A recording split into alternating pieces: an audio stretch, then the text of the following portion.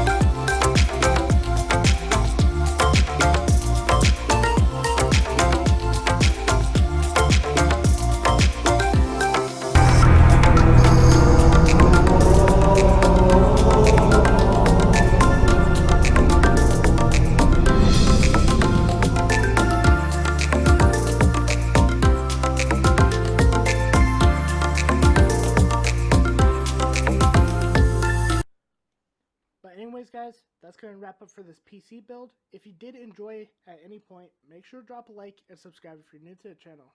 By the way, guys, I'm going to try to get more videos out more often, hopefully once every 2 weeks or once a week. I may be doing either cooler reviews, case reviews, or keyboard reviews. But anyways, guys, I'll see you guys later. Have a nice day, and stay positive. Peace.